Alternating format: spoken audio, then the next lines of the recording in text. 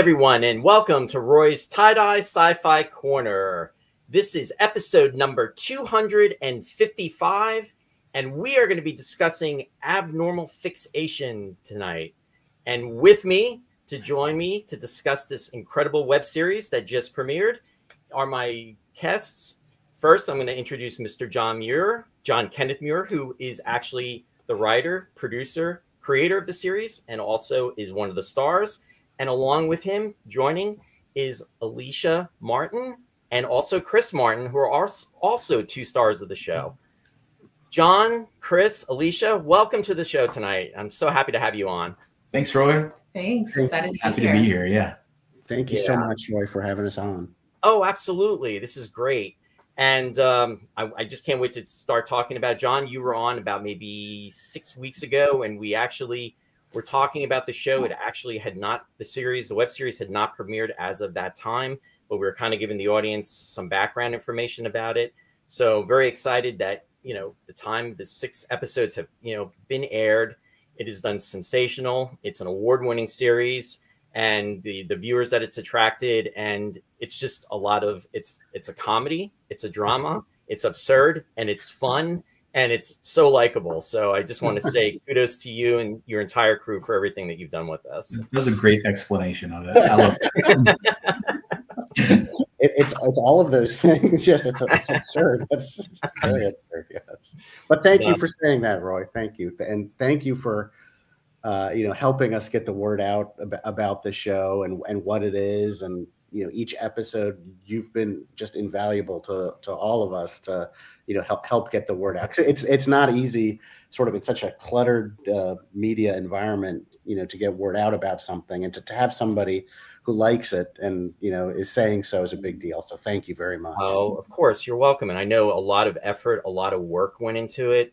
I mean, doing something like that and putting a production together like that is not an easy task. And I know it was definitely a labor of love. You can just tell how much fun you were all having while you're doing it, but also taking it very seriously, because the production values were they were pretty awesome for what you were doing and everything. So I just want to put that out there. So, and as everybody knows, I was in the hospital dealing with some things, and you know what? It made me smile to watch. So again, thank you for that. So just I can't say enough about it, and I'm happy to spread the word. Thank you, Roy. I mean, I was telling everybody, I was texting everybody what was happening with you. So you're not going to believe what is going on with Roy. I was just on his show, and he's in the hospital, and he thought it was the flu, and it's not. And then just to hear that you were okay and on the mend is a big deal, Roy. So we're so glad, as I said in one of my texts, to have you back where you belong, which is on your show. Thanks for that, John. I appreciate it. I want to say hi to some of the folks that are out there. In fact, Shari is joining us downstairs, and she's saying, hi, everybody. Welcome to the show. Hello. And actually, my son Ryan is downstairs too. So he's actually doing some work, and he's kind of tuning in as well too. So, but he's not in the chat section.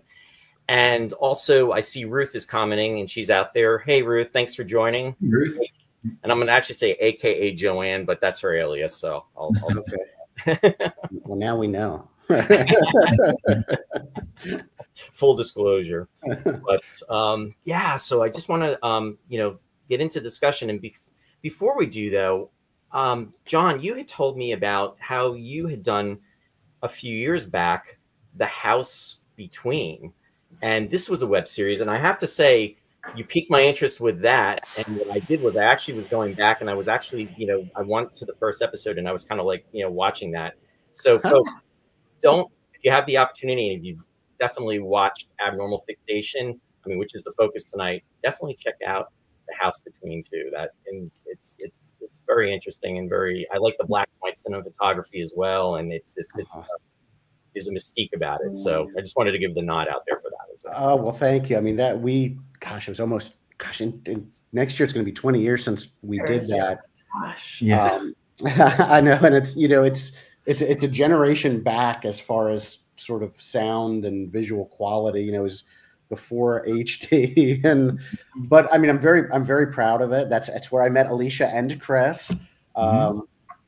And we enjoyed it, and it was it is something, I think, Roy, that you can identify with, because you and I are roughly the same age and come from the sort of same experience and actually part of the country, WPIX New York. But when I was a teenager, I was an insomniac, and so I would be up at like 2 a.m. and like the Twilight Zone and One Step Beyond would come on, and at like 2 a.m. when you're an insomniac and these weird things come on, and you start to get paranoid. It's like it's being piped in, straight into your brain or something. I want to do something like that. That it's like a transmission from another reality, that's coming to you. This strange black and white thing that could have been made 100 years ago or last year, and you don't know which. So anyway, I appreciate you watching.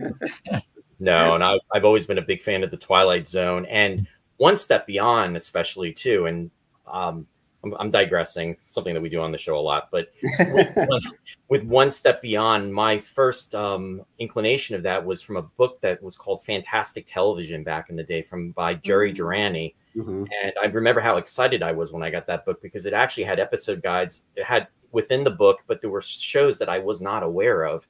And that was my first awareness of One Step Beyond. And just seeing that a lot of the actors that we grew up with that were doing more movies I'll say in the 80s at that time, that's when I got the book, that they had done television. And we were just talking about Warren Beatty. He was actually in an episode of One Step Beyond, and find out a lot of movie stars or, people that had actually, kind of crossed the level from television into the cinema had gotten their start and done shows like that. The same thing with the Twilight Zone too, where they got their beginnings. So yeah, and there's something very special about those type of shows. So definitely kind of relates into what you're, carrying over now, fast forwarding in regards to The House Between, and then also of course with Abnormal Fixation. So Abnormal Fixation looks like it was piped in from another universe. I just want to say hi to a few other folks that are joining us. Warren is out there. He's joining us from Canada, and he's saying hello, all you wonderful folks. Hey, Warren. And May is joining us from Canada as well, too. And May, thank you for commenting on the show and watching the show. And let's see, Warren says, sound very Lynchian. we got some review that compared us to Inland Empire. Speaking of it being Lynchian, and I thought that's strange. I don't know if I get it, but maybe that was the point. And I want to say hi to Don Bethman. Don is joining us from Delaware. He's saying hello, and he's saying glad you're doing well. Right? Thanks so much, Don. Appreciate that. Hey, Don. Good to see you out there. I'm glad you're making it. So, yeah. So again, you formed these relationships and the connections with Alicia, and then also with Chris back from when you had done The House Between. And I thought that was pretty cool. And then, fast forward, it's 18, 19, almost like you said, 20 years, it'll be 20 years that next year since you did that. So just to bring folks up to speed in regards to how all of this came about with Abnormal Fixation, John. Well, it came together like really quickly because I wanted to create another production, and I had a story I wanted to tell, which had some personal elements to it. And I wanted to do something funny and offbeat. And actually the first people I reached out to, it was Alicia and Chris, because I think I either called Alicia or texted her, and I said, you need to set aside some weekends for me. Sounds about right. You know what's crazy too? If you guys watch Abnormal Fixation, John's character Elvis has this way of just roping people into his sphere. All right, I just have to tell you, this is patterned off the real life John Kenneth Muir. When he called us and asked us, there was no way we could say no. Like, especially after reading the script, it was just so much fun. So like, we had to do it. Well, and I'm so glad they said yes, because if they hadn't said yes, it wouldn't have happened. I think it was like January, or maybe it was even like the December before. I'm like, can you spare 2 weeks in June or a week in June? Do you have an opening to do something? Yeah. And, they were very patient and nice, and said, sure, John. We have nothing else we should be doing with our time. So it was a good thing they said yes, because when you write, you have people in mind for things, right? And you think like who can be really funny. who can do a Texan accent. I don't know if that was quite Texan, but I'm working on it. Well, he Oh, just yeah. do it. So Yeah, that's just Mark's accent. I don't know where he's from. I honestly don't think I could see anybody else in all the roles that you've done. I mean, so I mean, you've got the parts. And it's like I was saying to John, John and I actually haven't physically been in contact since 2020. 2000. Yeah, and that was at the second Space 1999 convention, which was in New York City. Right. So and we met in 1999 at the Breakaway convention. Now we did a virtual convention, which Warren and I had done for Space 1999, Warren, that's out there right now. And that was about maybe 2 or 3 years ago. So I hadn't really actually, spoken to John with the exception of that. So watching him in this character of Elvis Bragg, it was just like, oh my God. And then, it was hysterical. But then the funny thing is when he came on the show last, about 5 or 6 weeks ago, it was just like, wait a minute, John? I was so used to him as being Elvis, and it's just, and, kudos to you, John, with the acting and everything. But it was just. Oh, thank you. I appreciate that because I am in, the scenes with these, amazing actors. Chris and Alicia are so accomplished and talented, and they're so disciplined. Actually, Catherine and I were having this talk. My wife who plays Alyssa, gosh, I guess it was maybe yesterday. We were going grocery shopping together. So she says, "I hate the faces I make." I'm like, "I hate the faces I make." Chris and Alicia have such control over their expressions, and it's like you exactly get it. And I said, we're like, like crazy people. I'm gonna say I hate the faces I make too. So I think it's just I hate seeing themselves on camera. So we all just hate the faces we make. Is that right? Except Alicia, which always I mean, I don't hate them. I critique them for sure. Like, oh, I don't know why I'm making that face, but okay. No, Alicia and Chris, you knock it out of the park. And I don't want to give any spoilers away, just in case some folks haven't watched the show. But I mean, especially the whole setup for the final episode, I thought that was brilliant the way it was done, because it's like a cliffhanger, but it's not. And it had the necessary balance.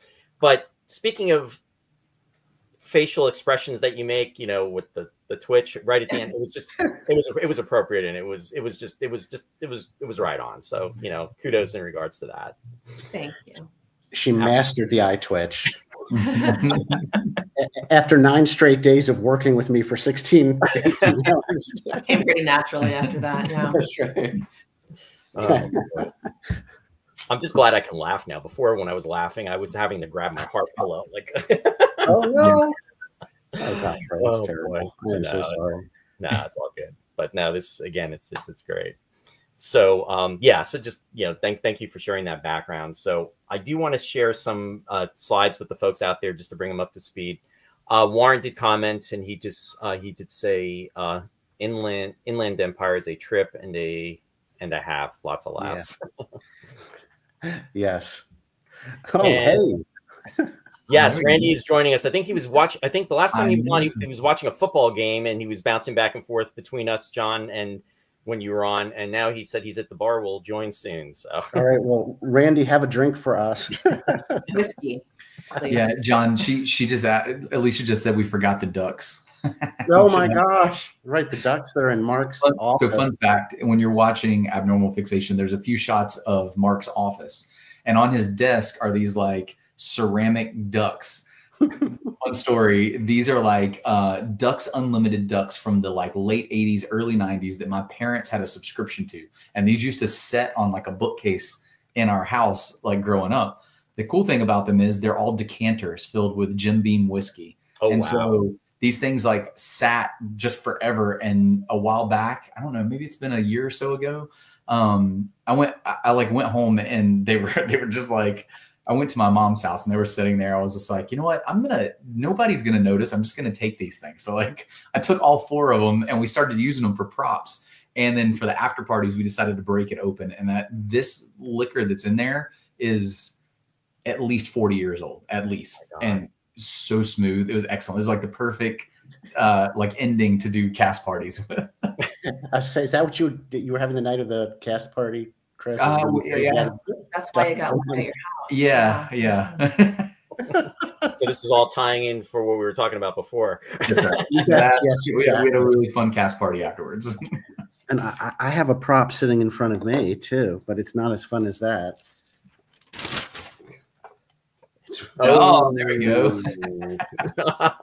Wait, I thought. What? Never mind, nothing. You're gonna. I know what you're gonna say. I know what you're gonna say. Who am I? Oh, there we go. Oh my God, Chris! No, seriously. That scene cracked me up so much, Chris. Oh man! Smell it, Chris. Smell the clock. I know. Oh my God! Sorry, Roy. We interrupted you. You were going to share some slides. No, that was worth it. It was great. All right, let me bring this up. So I'm just going to bring this here. So I just want to share some of the members of the cast. Appropriate. Yay! There's a duck. Oh, there's me. Yeah, there's one of the Ducks Unlimited. Yeah, yeah. And the weird pottery in the middle is of a bear.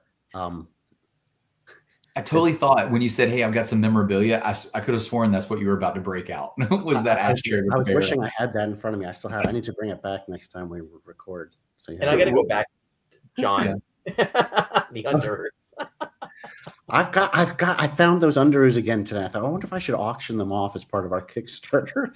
You really should, Roy. Like so many of the props that we used and the settings and like little things throughout the whole show were all like. They all have stories behind them. They're all things that the cast contributed to the show to use as props for various things that we were doing. So there's lots of little stories throughout the whole thing that we could tell. Oh, that's fun. A lot of history. And the Captain America underoos, it was a dream come true for me to have them because I had them when I was a kid, and obviously I didn't keep underoos for 40 years, but I found those. It's like, oh my gosh, I had these when I was 10 years old. I didn't actually put them on. We don't believe you. It's true, Alicia. And Alicia, I love your facial expressions again. There's especially that one. Yeah. You are telling me something. There's okay. So obviously we love Bleeder, but there's my son Joel playing Ridley, my unpaid intern. And in the original script, Ridley was much angrier. In fact, like he had a rant where he got on screen, like saying everybody was crazy and all this. And Joel said, "No, I don't feel that way." He said, "I'm just going to be on my phone the whole time," because Joel's not an angry guy. So, yeah, he's very chill. He's very chill. So he said, he's just going to be much more laid back. Chill. So yeah. So Ridley did change a lot. That's part of acting. Yeah, I guess so. But Joel didn't feel the character fit, so so we didn't get his rant. It's Mateo. I need to write and direct a feature film. Okay, thank you, Mateo. You got our votes, John. I mean, John, you already have all your cast and crew. That's right, Mateo. We love you. Good to see you out there, Mateo. Thanks for joining, and he's joining us from California. Of course, Mateo is our dear friend who has been part of this whole journey, from Powis Media to writing the score that made The House Between so unforgettable, and which we were still excerpting and using in the first season of our audio drama, Enter the House Between, because it's so unforgettable. For me, that House Between music is like one of the main characters is the music, So Mateo, if you're out there, we love you. Mateo's a good guy. Oh, Rachel. Unpaid intern, right? She's one of my former students. Oh wow, okay. She was in my public speaking course. She was, I think, maybe the second person in 10 years to get 100 in my public speaking course. She's like great public speaker. She's a huge Star Wars fan. She's very funny. Yeah, right. And then of course Corey, who I can't say enough great things about, who plays the professor. Corey is just this crazy funny guy. He does his own podcast. Very he's a stand-up comedian. Yeah, stand-up comedian, charming. So he and I have already talked, and he said, yeah, he wants more Professor in season 2. You know, we had Corey, I think, for a day. And you know, we made the as much use of him as we could, so to speak. But he I don't know if you noticed, but the professor wasn't actually. I guess he was in the Tai Chi scene with me, but that was like the only thing outside of the talking head interview. So, you know, one of the things we'll look at, and do in the second season is sort of integrate him more fully in the action outside the talking head, so that sort of the way Bleeder and Dr. Carol were, if that makes sense. It does. Oh, 2 more wonderful people. So Kim, of course, is a movie star. Kim, excuse me, is incredible. She was Astrid in The House Between. Incredible actor. The day she came in to play Missy Style, she had to contend with Chris, Alicia, me, and Catherine. It was like one scene where she had to sort of be in charge over all of us, and it was like herding cats. But like she knew all of her lines brilliantly. She knew how she was going to play it, and she kept us all in line, and was in control, I would say, as Detective Styles. And Leslie, oh my gosh, Leslie. I think Dr. Carol is a fan favorite so far, if I may say so. Did you like Dr. Carol? I was hysterical. She's so fun to act with too. Like, it was really hard to not bust out laughing during some of those scenes. I mean, she was so funny, and she did one of my favorite ad libs. It wasn't in the script, but she called Susan, and it was just something that Leslie came up with on the spot.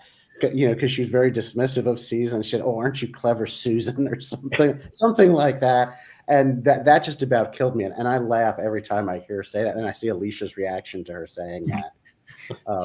I will say, like, one thing that John was really great at as we were filming the whole thing was telling us to basically take liberties with the script and make the character our own, right? So we had the opportunity to do ad libs. And so there's a lot of stuff that we just ad libbed that John was like, that was perfect, leave it in, do it just like that the next time, right? Right. And Absolutely. Tons of that kind of stuff happened where we were just able to really, get into character and build our characters out through the way that we were delivering the lines and the things that we said. So it just made it a lot more fun. Yeah.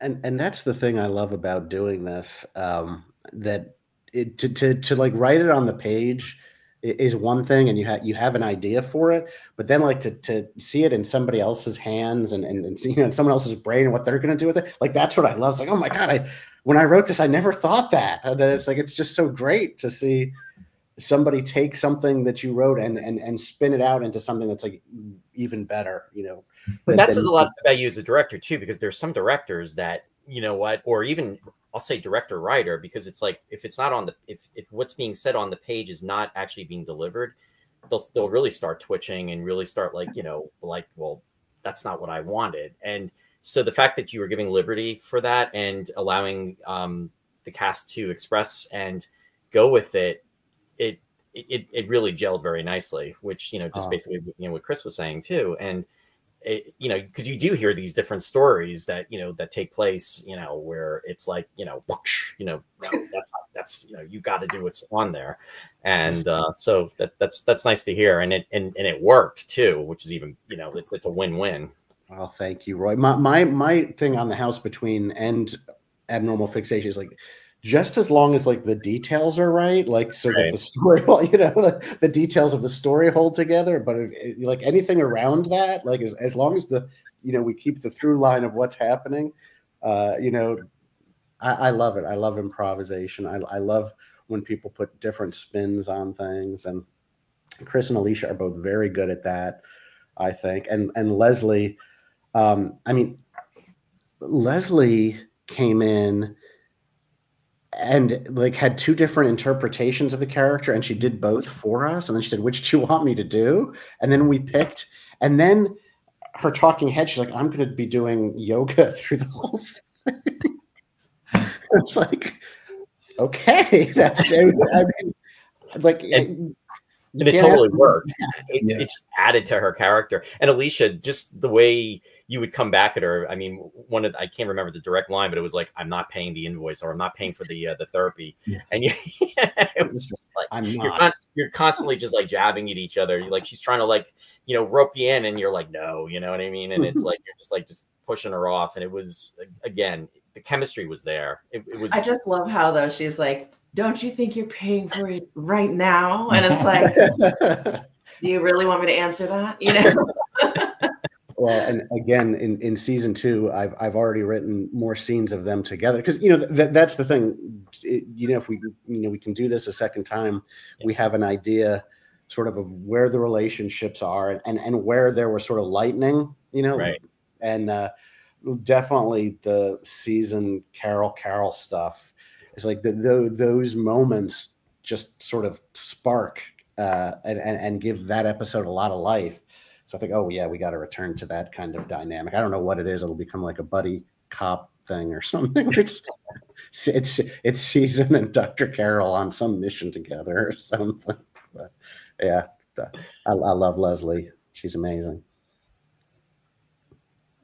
Oh, Pauline and Ethan. So Pauline was our poor tragic Chessa, and she did a really marvelous job. I mean, Pauline, she really workshopped her character, and again, talking about sort of going outside the page, she came up with a whole backstory for the character before we filmed her, and I think she was pregnant and she had a miscarriage, and it connects this way and it connects that way. I'm like, okay, let's film that. And it gave what could have been sort of a arbitrary or random, almost seeming character a lot more interest, I think, on the part of the audience, that we knew this backstory. So we filmed it all, and she did it all, and she's gotten nice notices from Sci-Fi Pulse and other places for sort of what she adds to the episode that she's in, which is our 3rd episode. She starts it off and is telling this story on a video, and is it a hoax? Is it real?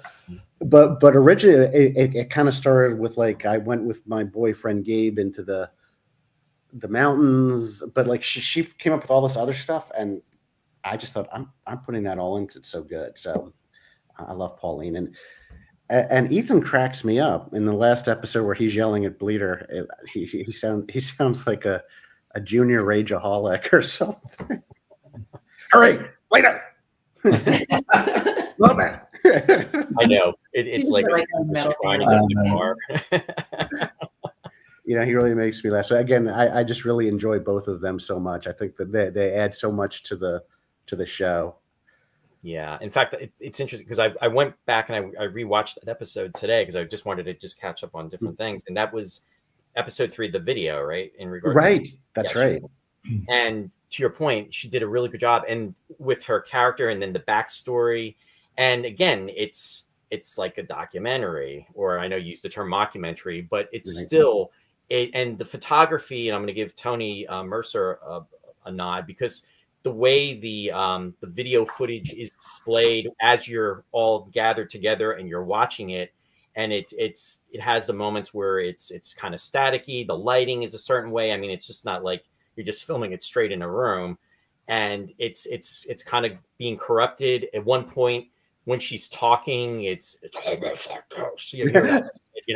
like, whoa, what's that? And then it just leads into everything, with about the possession and with everything that, what's going on, and how, she loses Gabe, her boyfriend. He's trying to rush to get to her. So it's all delivered in a really, excellent manner. So it's just a note of that. Thank you for saying that, Roy. And I think she's very honest in how she does it. Like she ropes you in with how she tells the story. There's just something very open about the performance and vulnerable. It feels very real to me. Like when she's talking about, like, I found out I'm pregnant. I know what you're gonna say. It's like, oh wow, she's so good. You know, now my only problem is I killed her off, like, you know, so I can't use her again. Spoilers, John. Your twin sister? That's right. There you go. We'll just put a blonde wig on her or something. I will say that episode kind of stuck out to me because, you know, up to that point, it was a mockumentary. It was a little bit of slapstick. There was a little tongue-in-cheek stuff. It got to that one, the whole tone of the show really changed. It came darker and much more serious. But I think it really helped to rope in the fact that, hey, this is a show about the paranormal. It's not just a fun mockumentary or whatever. But then, you know, by the end of the show, it kind of tied everything back together, right? It's almost like these two paths converging of, hey, there's these real ghosts and paranormal stuff happening. Oh, by the way, you have these zany characters that are on a collision course to, like, you know, meeting it. So I thought that was a lot of fun. I like the way you did that, John. Oh, thank you. Thank you, Chris. I like how you said that. I'm going to steal that. On a collision course with the paranormal. I like that. Yes. Thank you. That's definitely well said. Well said, Chris. Yeah. Right. It's on film. Are you getting this? No, because really, and that, you know, to kind of, you know, piggyback off of that comment, you don't know. It's like, is it real or isn't it? I mean, and depending upon who you ask as everything progresses. And that's the other thing I like about Season's character, because Season is really, and Alyssa, you do. And you know what? I apologize. Is it Alyssa or Alicia? And I apologize. That's okay. It's confusing when there's an Alyssa in the show. It's Alicia. Yeah. Alicia. I am so sorry, Alicia. And on the show, I will butcher names. My wife will attest to that, and everybody that watches the show. So, Alicia, I am so sorry. So my apologies up front, because I'll probably do it again. And no worries. But with that said, your character, the way you allow it when you're doing, excuse me, I'm losing my voice. With the explanations that are being given, you kind of, it's like you're going in favor of the paranormal, but you bring balance to the force, where it's like, well, this can be explained, and it's because of the such and such phenomena, and this is the explanation for it. So it's like, it really should seem like it's paranormal, but it really isn't. And the way you discuss about how Elvis will, you know, bring you in and bring you into, you know, his world, and it's all about Elvis, and that's how it's really that's what it's about. It's not really the paranormal. But then there's different things that take place where you have your gadgets, and you're excited about, you know, there is something paranormal going on. So it's like there's this constant flux, but that actually keeps us guessing and keeps us wondering, and it entices the viewer to continue to speculate, and it works as the episodes progress. So just wanted to comment on that. I love Season. Season is a great character, and you know, I think Alicia is so good as Season, because, you know, Season, you know, it's hard because she's always in scenes like with people who are crazy. You know, and Alicia is so good because she holds her own. You know, she makes sure that Season holds her own, and, you know, Season is never sort of eclipsed, even in the scenes dealing with with Bleeder or Elvis or Dr. Carol. You know, Season, you know, goes toe to toe with all those and is memorable in her own right. And again, what I like about the third episode is that's the one that gets into the, you know, Season's own little sort of strangeness with the fecal plume and her fascination with the paranormal, right? You know, she presents like she's sane, but, you know, scratch the surface a little bit, and, you know, she's talking about, you know, flocculent fecal matter. And, no, Season probably needs to have her head examined. That's what some people have said. A lot of people. Some people. I'm just saying. You know, some people say. Like, why is she with these people? John, you do a great job of, like, some characters come off like kind of zany and out there from the very beginning, and then you do a great job of, like, humanizing them and making them seem real, right? And then I think Season's kind of the opposite, right? Like, she seems like everybody around her is crazy, and she's the only one that's kind of holding it down. And then, like, it gets into, she's a little out there as well, right? And you do a good job of sort of, like, tarnishing her image just enough that it's like, no, she belongs with this group of people, right? But, like, you still, but you don't do it in such a way that you lose respect for her and like what she brings to the table, right? So I think you did a great job with that.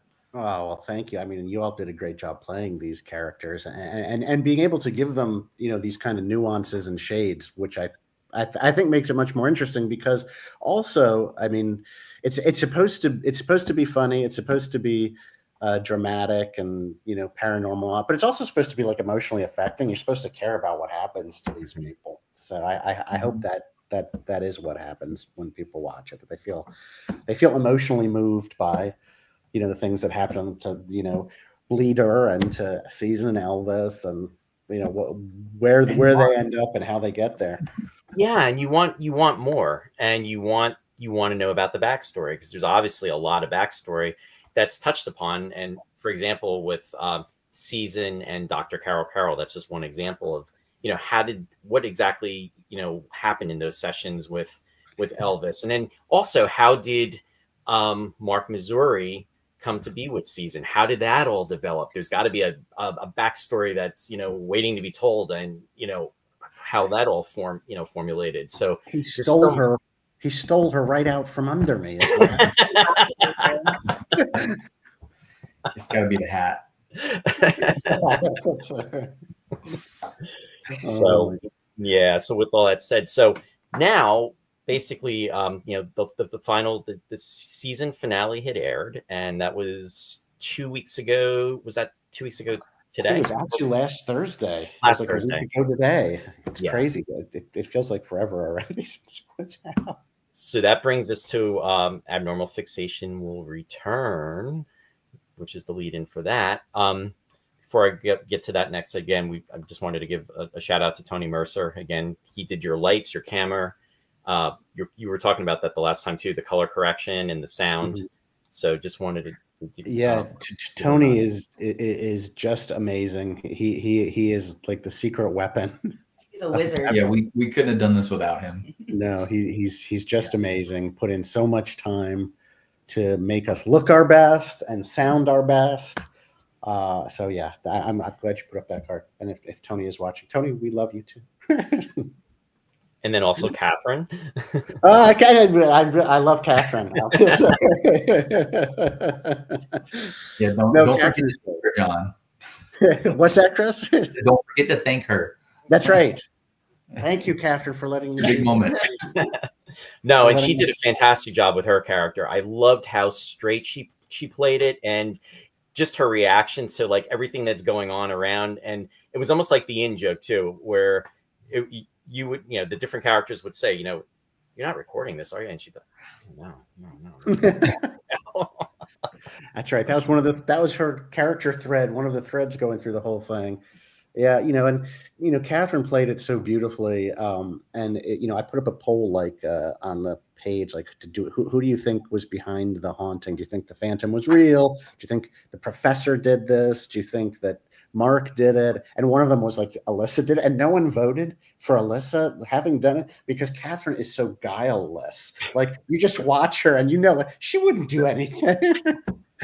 she wouldn't trick anybody. You know, she's just so, you know, you gravitate towards her because she's so open. So, you know, even when she's saying, no, I'm not recording, there's something very innocent about it. Mm-hmm. It's like, yeah, she's tricking you, but you still love her, even though she's you know?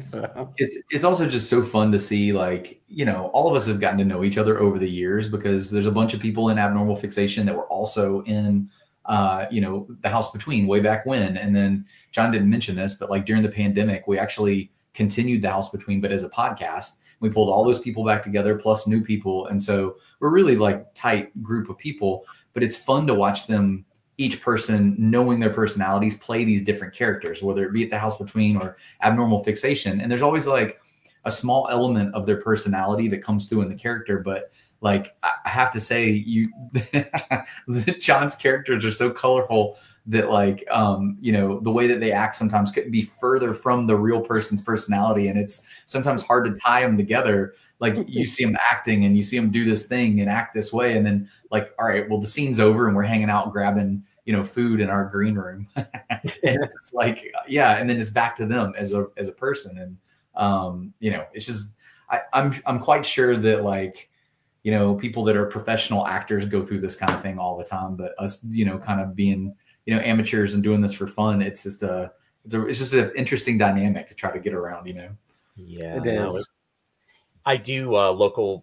I'm part of a community theater group that does murder mystery dinner theaters, and then also, you know, stage performance. In fact, that's how I met my wife Shari, and it was through the theater.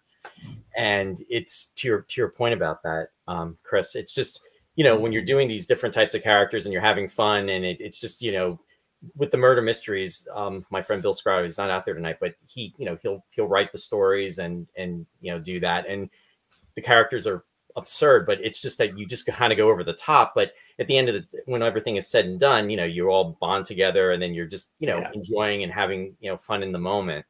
And it's really nice to hear and to, you know, to see this, especially with something like this, which is a web series, and it definitely shines through. And I was very excited about just to meet, you know, both you and Alicia, just because having seen the characters, and just I knew you both were going to be like terrific and great. Well, it's so crazy because there's things that, like, you know, my character from The House Between, and even my character with Mark Missouri and Abnormal Fixation, like things that they say and do that like I never in a million years would say or do. Right. Same with Alicia, right? And so like there's also this like weird thing in the back of my head going like, oh God, I hope people don't think that's how I am in real life, right? Like I hope they're not going to judge me by my character. You know, it's true, because Chris can, you know, he has like an amazing skill set. He can. I remember you saying that. You were saying he's like a Renaissance man. Yeah, he is. Yes, yeah, and you know, so consequently, yeah, like it's like he can pull that off. Because at some point, I know Chris said to me, he said, I could, you know, he says, John, I could totally do Elvis. I'm like, I know, but no one would believe that, because you're too good looking to be Elvis. No one would believe you that she would leave you. I think it would have been fun to play. So he's my foil, but you know, one of my plans for you know, going forward, we have, you know, different ideas for the season, is that you know, Mark sort of gets fleshed out a little bit, so he's not just the foil. You know, that he gets to sort of be humanized a bit more. We've actually shot a 7th episode. That you know, reveals more about an 8 coming up this weekend. yeah, that's right. We're filming again Saturday. But the 7th episode, it goes a little bit into some of Mark's insecurities a little bit. But again, it's based on a paranormal story.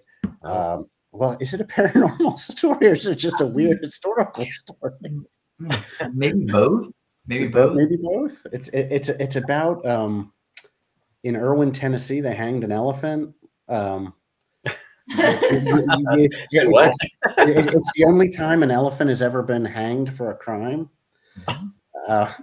It's called Monstrous Mary. So you can go look up the urban. It's not even an urban legend, like it happened. But go look up Monstrous Mary in Tennessee. Wow. Right. Yeah, I gotta check that out. It's a crazy story. Yeah, and then the one we're working on for Saturday is about Harry Houdini's handcuffs. Oh. John, Alicia, and I stayed up and read the script together, like slightly in character, and it was so much fun. Like you did this one too, so I can't wait to film it. Yeah, me too. So you know, we've been filming like just these short little kind of reels a little bit to tide everybody over till the 2nd season. You know, I'm really looking forward to making some announcements about who's going to be in the 2nd season, things like that. But I have a story. You know, there's an arc in mind, but it depends on what happens. Like if we can get our money from Kickstarter, we can get better locations. Like there's some great locations in Charleston. Like there's a hotel and there's a hospital and there's this huge industrial site. But like we'd all have to like stay over and pay. You know, like because we're in Charlotte. You know, we'd have to travel and you know house everybody. You know, and they're expensive locations. So it's like, oh gosh, we that's one of the reasons, you know, I thought this was the time to see if we could get some money on Kickstarter, try to take it to the next level and like do that. It's like there's like a whole hospital that you can rent. Like, wow. Yeah, it's like, oh my gosh, we're gonna be running around like a hospital at night with flashlights. At night with flashlights, or it's gonna be like X-Files or something. Oh my gosh, so that's we're really thinking about that. One piece of bad news, which I haven't told Chris and Alicia yet, but I've been writing the scripts and looking to rent places, and the place where Bleeder's place is no longer available. They're not renting it out anymore. No.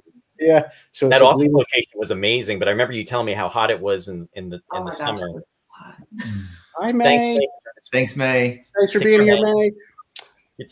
Yeah, so I mean, it was miserable, but I was just gonna, at some point Tony was like, leave the air conditioning on. I'll cut out the sound in post, But I thought, we'd go back there and it'd be perfect because it was like all these different locations in one, and I thought we'd save time, but that's never going to happen with us. So it's not available. So the script has now changed, and when we meet everybody again, Bleeder has moved in with Elvis, which is causing some problems. Oh my god, that's so great. No, that just is perfect setup for so much. Yeah, it is, and Elvis has taken up nudism to help him.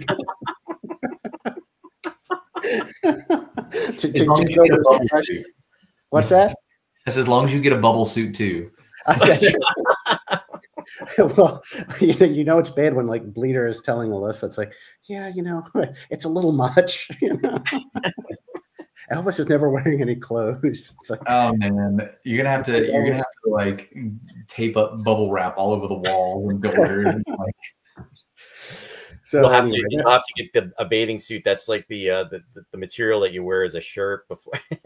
yeah, I know. I have to be careful to patterns. I've got to drop about 30 pounds between now and June if I'm going to do this. Oh my God! Oh dear. So now this episode, the 7th episode you're doing, is it kind of like a 1.5 episode, or is it's a standalone, like a vignette? What's that? Yeah, vignette. Yeah.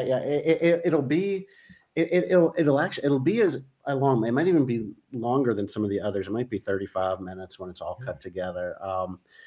But it's just a standalone story that takes place after the Woodpire Mill incident, and it involves this other legend that, of course, Elvis ropes Season into investigating. And without giving anything away, though, it some of it involves Mark and Bleeder, of course. I'm trying to think. Ridley's in it, Bleeder's in it, Mark is in it, Season and Alyssa. But we just had an opportunity, like, to, I guess, a little bit over one weekend and then a little bit over another weekend, and so we did that, and I'm editing that now. So that like, because I was thinking, it's hard. I mean, it stinks to wait all year for like 6 episodes. Yeah. I like, for any show that you love, I love Star Trek Strange New World. It's like I get all excited and they do like 10 episodes and it's been like a year and a half. It's like, oh my God. It's crazy. I know with that, it's been crazy. And we grew up with television that was like 24 episodes was like the minimal. Yeah. I mean, the original Star Trek series, I mean, if you count the two parter and the pilots, I mean, it was 29 episodes. Yeah. Lost in Space did 30 in its 2nd season. I mean, it's just crazy now. It's like, when it comes to episodic television, that it's 10 episodes is like the max. It's like, what just happened here? Right. Yeah. Nowadays the episodes themselves are longer than they used to be. So I mean, I think that was kind of the trade-off that they did, is like there's fewer episodes, but they're all longer than they would do. Yeah, like some are like 57 minutes or 61 minutes or 71 minutes, things like that.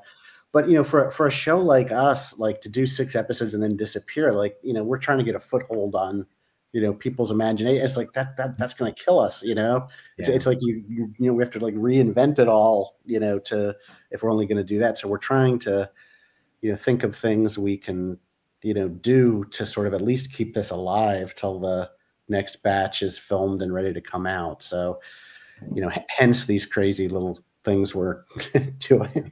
No, I think that's a great idea, doing like little vignettes, and then also you're doing the postings. So there's definitely, and if just getting the word out there, so it's kept in the public's eye. So it's not like you're going silent. So I think right. that's Yeah. really important. Well, what I thought was fun though is you know, when John released the Kickstarter, which is out right now, everybody go check it out. It's actually got a video on there of John and so Elvis and Season in character telling people about the Kickstarter, which is actually it's fun. It's really fun. I thought it was well done. It was. I've come up with. I know I'm an out of character right now, but I feel like I should never appear in public as anyone except Elvis Bragg. You know, Mr. Bean. You know, he's always Mr. Bean. I should always be Elvis. You just need to get a whole bunch of those loud shirts. Yeah, that's right. Exactly. But you know, it just seemed appropriate to do the Kickstarter in character. I thought, oh, it's just like us saying, hey, we were in this show, you know. But again, like even the thumbnail for it, I love it. Like, 'cause I'm making like a phone thing, and Alicia she's looking at me with such disdain. Those looks. Yeah, she's giving me those looks like, what is wrong with you? You know, not that Alicia wouldn't do that to me in real life. That's great. She does it to me too. But it was so funny though, because it's like, you know, the character, you know, Season is there to help Elvis, and it's like she really doesn't want to be, but she's going along with it. And then of course Elvis is Elvis, which saying, you know, pick up your phone and dial in, and she's like, what? A telethon, 1997. I thought it was a lot of fun. It was so much brought a smile this morning when I saw that. Good. So I know we always be in character. Now people. Well, with that, I definitely want to share some information about the Kickstarter. So I'm going to put that up there. So as you were saying, the Kickstarter officially started today, and it's going to be going until the 12th of April. So that's right. Okay. And what I will do is I'm going to put the link into the chat so that folks will be able to do that. I'll do that after the show, just so that they are made aware. Now, there's different levels for the Kickstarter too, right, John? Yes, that's right. Different tiers. Yes, different tiers. Yes. I'm below Elvis's interns. I want you guys to notice this. You're a skeptic plebe. A plebe. Well, I figured if Elvis were behind this, you know. Wait, so now we can see the name of the first episode. I didn't even seen that before. Yeah. Wait. You got here first, folks. Yeah, there we go. What is it? Wi-Fi wife. Oh, where are you seeing that? On the Skeptic Cop Plebe. This is a PDF of our season 2 premiere script. Oh, yeah, 2.1 Wi-Fi wife. Wi-Fi wife, yeah. Wi-Fi wife. That's right. Yes. And the second one is called Spam Risk, and the third one is called Help Desk. Right? Yeah. There's spoiler alert. Yep. The first two have been written and then rewritten because I had to change it so that Bleeder is now living with Elvis, and I had to. So I don't want to give too much away, but Season needs Elvis's help for something, so he says he'll do it, but she has to do two things for him. One is she has to go back to couples therapy so we can get her back with Dr. Carroll, and then the other is she's got to participate in another paranormal investigation, which is the whole Wi-Fi wife thing, which I won't say anything to.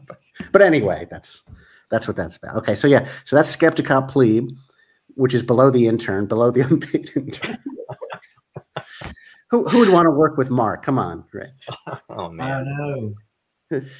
And then Alyssa's documentary film crew. That's good. Okay, yeah, that. So yeah, these are the different reward levels and things. Okay, then we got Season's greetings. Yeah, I like that one. Santa's Helper. So I'm really excited about Santa's Helper and Carol Art Lover, which is if you want to have like your artwork featured in the show, like if you do like drawings, paintings, sketches of Santa Claus or anything, or like even or you want to do sketches of our characters, like we're going to hang them in Dr. Carroll's office or put the Christmas ones in Elvis's Christmas room, which is now where Bleeder's sleeping in the Christmas room. So yeah, that's what these two are about. You can get your work featured in the show. You know, you contribute, but you also get something out of it, and you also get like a credit at the end, and we would link to your Etsy shop or eBay shop or whatever. That's pretty cool, actually. That's a nice touch. I know someone who might be interested in that. Yeah. I would love to feature like some artwork of our characters and like have a gallery of them and show them in the episodes, but then also like maybe just like do a behind the scenes video where we go around and we show them and say, look, this was made by this person, so and so. So I think, you know, either tomorrow or Saturday I'll probably, you know, get on social media and say, hey, I want to talk about these 2 particular rewards rather, because I think they would appeal to people who want to get their work out there and have it featured. And, you know, I like the idea of taking money of artists. No, I'm just kidding. I like the idea of supporting artists while taking their money. No, just kidding. I'm a terrible person. Okay. Don't nod your head, Alicia.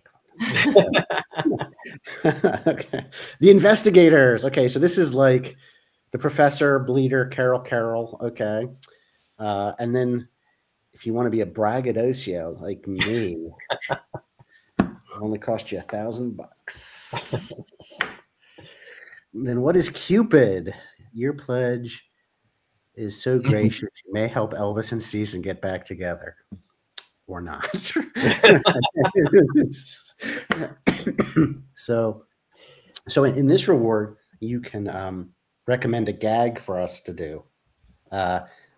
We're in a season 3 episode. I may be getting ahead of myself, but you know, it's like we need to do the timing right, like because this Kickstarter will end probably as we're, you know, as I'm finishing writing season 2. So I don't know if I can get that gag into season 2, but like if a contributor comes up with a great gag or something like that, they can, you know, we'll get that into a future episode or reel, something like that. And is that the top one? No, I think there's one more. There's one more, right? This is the big one. This is the big one, the Phantom. You are the paranormal. So you suggest a prop, but you also get so you can suggest a prop that'll be in one of our stories. You get a producer credit on all the episodes. You get a PDF of our first episode, and you can pitch a season 3 gag or story idea to me. I should have offered, like, does anybody want to direct one of these for $10,000? Anyone want to come pay to direct us? It's like, I'd like to pay to suffer to be put through this. That could be the bonus one. That's right, exactly. So I tried to be inventive with the rewards, because obviously I didn't want to get into that situation where it's like, oh, you know, you're going to get a hand pressed gold coin with the characters' faces from, you know, Abnormal Fixation, and it would cost all of the money we made, you know, to make the show to give rewards to people. You know, we're a super low budget production, so and you hear those you hear those type of you hear those type of stories actually happening. It's like, okay, you know, it's like we raised X amount, but then we basically gave out twice the amount back with the rewards that were being offered. Right. Yeah. Right. That's why I was a little tentative about doing a Kickstarter. I was originally looking at like a GoFundMe or something like that. But then I thought, oh gosh, John, don't be afraid. Just, you know, do it and see what happens and be reasonable with, hey, Randy made it. Randy made it. He's had his drinks. And Randy's joining us from Wisconsin too. Just to put that hey, welcome, Randy. Welcome. So yeah, so I hope the rewards will encourage some people to participate. Again, there are a number of those where you get like you get either thank you credits or producer credits on one episode or producer credits on all the episodes for the season. So you can have your artwork featured, things like that. I hope it'll entice people. Yeah, those are nice tidbits, and it's nice trinkets to come away from, and then also being a part of this and helping the production. So I think it's a very, very nice touch with that. Good. John, is it too late to add that you could get like a Skepticop shirt? I probably could add that. Alicia's designed a Skepticop shirt. We have Skepticop shirts. That's cool. I support that idea. That's a really good idea. The name of Skepticop. I'm actually going to put the video into the chat so folks can check that out for the Kickstarter. So it is, I just put it into the chat. It should be appearing. So if you click on that, that will actually give you a link, everybody, to check out what John did this morning with Alicia that was just released. And it'll also give information about the Kickstarter, and it'll also direct you to that, so you can check it out and look at it more closely. So any help that you can give is appreciated. So do not feel that, don't, anything. It will definitely help the production. So don't hold back. Don't hold back. Good advice, Roy. Remember that 1984 song from Survivor? Can't hold back. I'll cut you in for a percentage, Roy. Get. Oh my God! Definitely get the word out, and that's cool. It's very exciting, and there are lots of sort of good ideas percolating for the next year. I did find a ranch in Fort Mill where we can film to be Mark's ranch. Yeah. Wow. In Amarillo. That's awesome. Yeah. Yeah. So there's going to the finale of one of the later stories will be a sort of John Carpenter-esque assault on Precinct 13. Oh, wow. Attack upon Mark's ranch from the paranormal force we're dealing with. So that's going to be fun. I got to ask Chris about firearms. What do you need? Yeah, because I figure out like what are we shooting at? Can we shoot at if they'll allow it? Yeah. Yeah, right. Exactly. They may not. Yeah, although it didn't say you couldn't use firearms, it did say you couldn't do adult movie filming on it. That's good. That's good. Right? We're not doing any of that. So just going to be blowing up paranormal entities.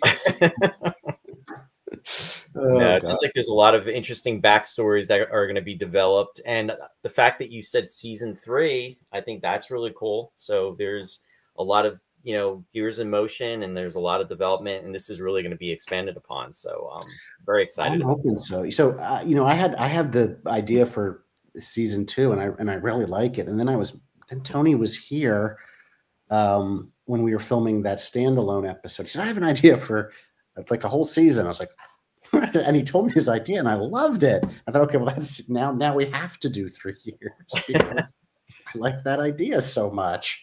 Right? He has a great idea for season 3 that'll sort of turn everything on its head. And I thought, oh wow. So now we'll have to launch a Kickstarter for that. The creative juices are flowing. That's it. Absolutely.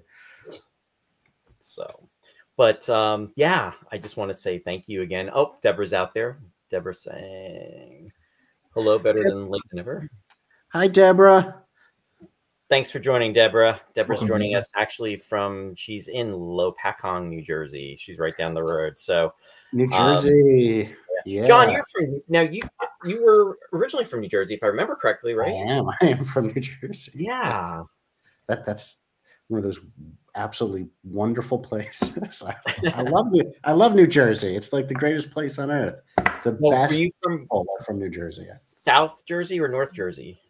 Middle, Essex County, the Bloomfield, Glenridge, Montclair area. So that's where I lived my whole life till I went away to college in Virginia, and then fled even further south to Charlotte. And you never look back. That's right. That's right. But I love New Jersey. Like all people from New Jersey are great. So Deborah, where did you say she was? She's actually in Lopakong, New Jersey. Actually, that's where I grew up. I grew up in Lopat. Oh my gosh. Lopakong is actually, Phillipsburg is more of the town that everybody knows. Phillipsburg is literally on the New Jersey-Pennsylvania border. Oh, so wow. Okay. You've heard of Easton, Pennsylvania, or of course Allentown, PA, with Billy right. Joel. Allentown is probably about 20 miles west of where we're at. We're in Powhatan. There's Lopat, Powhat, but literally across the bridge to go to Pennsylvania is like a mile and a half up the road. So I can we can walk into Pennsylvania. Cross. Oh wow! Go walk right into Pennsylvania. So where I lived, it was like a bedroom community for New York City. You know, everyone who worked in New York City commuted and went to, you know, came back to Glen Ridge and such. But terrible things happened in that town. If any of my friends from Glen Ridge, they said, don't bring that up. If you were to look in the newspapers from like 1989, terrible things happened in that town. Yeah, bad things. Bad. Let's say it sounds like the start of a horror movie. Yeah, exactly. Yeah. It wasn't paranormal though. Yeah. There's some bad stuff, right? Okay. Did you ever hear of Teaneck?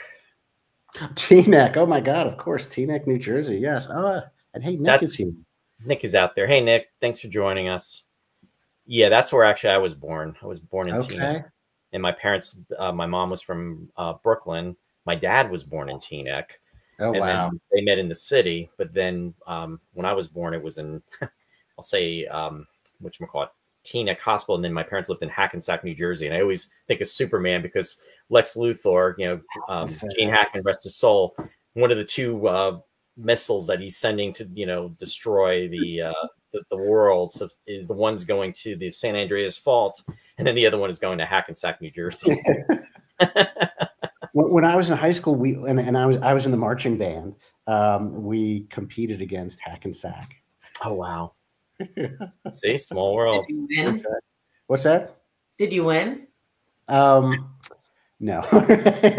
So our marching band was like really, really great. Like, but that was before I was. Got it. We weren't that good when I was in it. And it was really hard because I played tenor sax, and that, like, you had to walk and play the instrument. You know, that's hard for me to do, to march and step. And because you're Elvis. yes, I was going to say, Alicia, could you picture Elvis?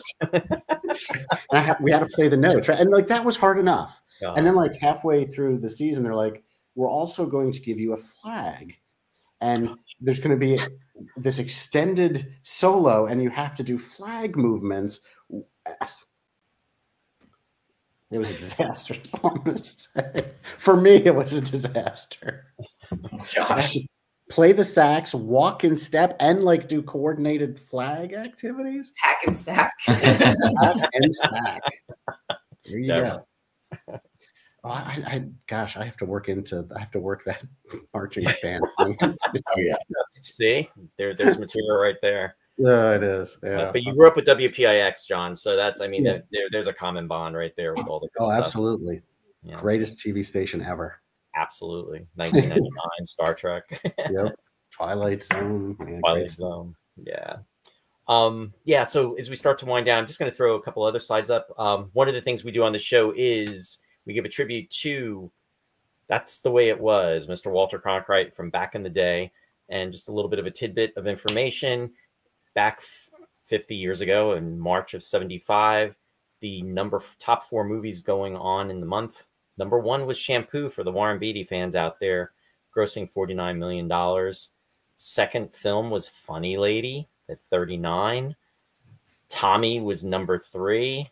And then, of course, for the sci-fi buffs out there, Escape to Witch Mountain, or sci-fi fantasy, but still. Yeah.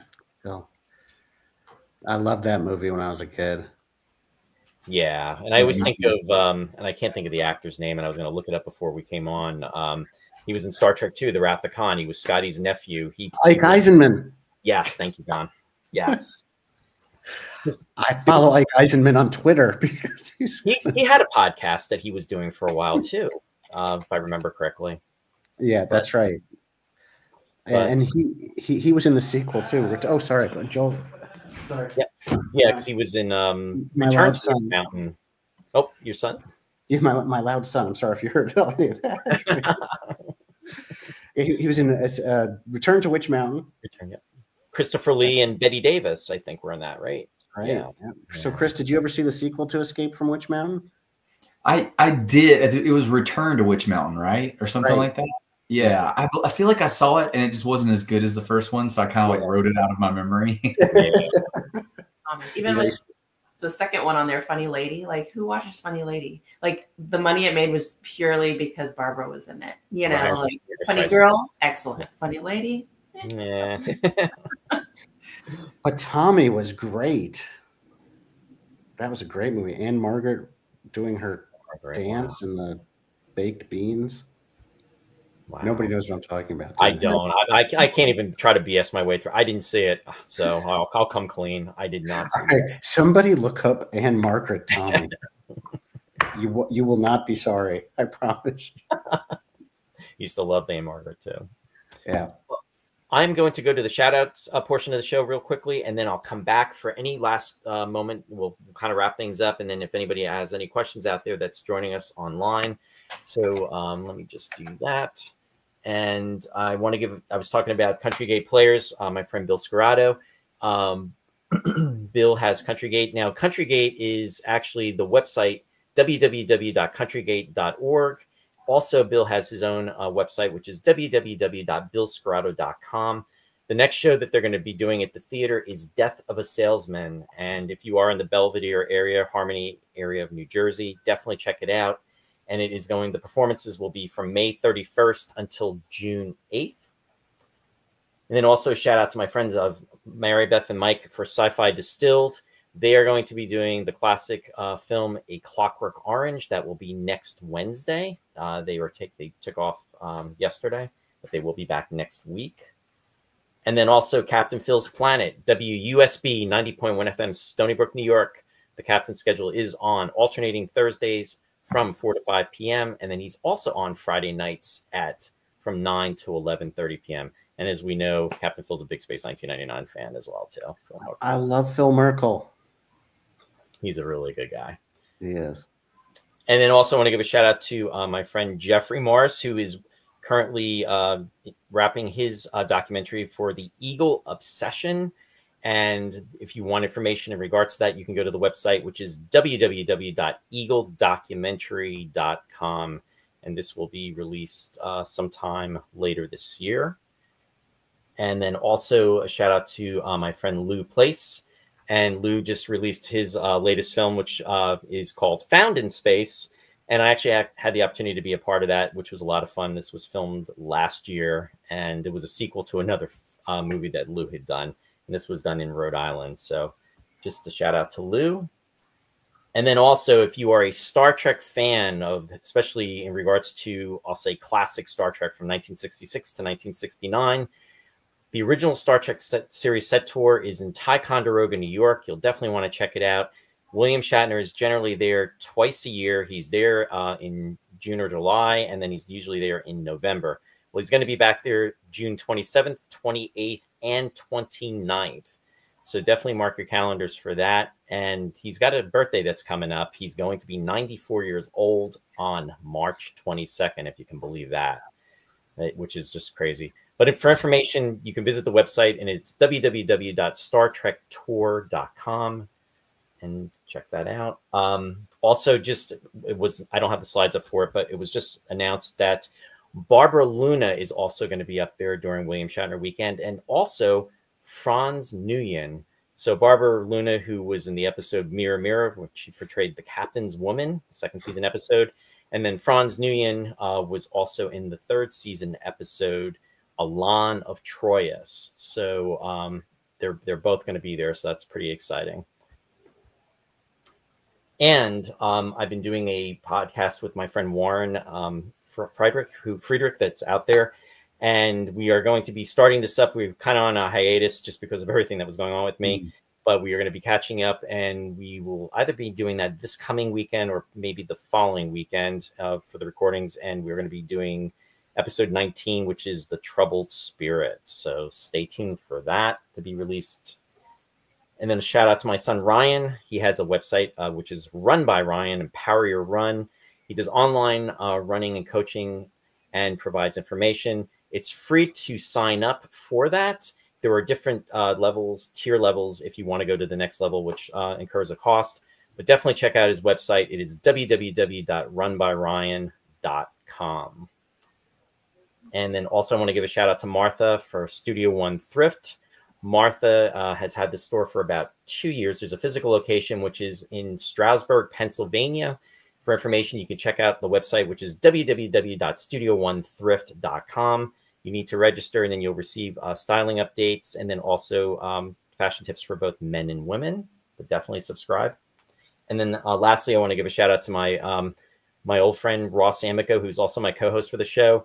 Ross does 3 shows that are on broadcast on KWAX, which is KWAX.uoregon.edu. The 3 shows are on, the first one is on Friday nights at 8 p.m. Picture Perfect. He also does a show on Saturdays, which is called Sweetness and Light. That's on Saturday mornings at 11 a.m. And then he also does The Lost Chord, which is on at 7 p.m. So you can definitely check that out. And again, the URL is kwax.uoregon.edu.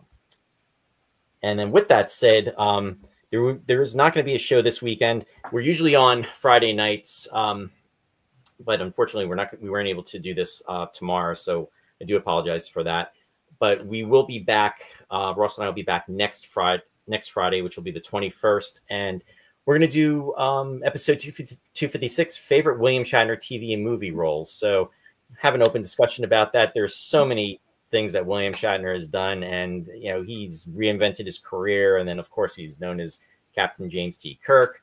And then there's also everything that he did prior to that with episodic television. So we're going to kind of dive into that and just have a fun discussion in honor of his 94th birthday coming up.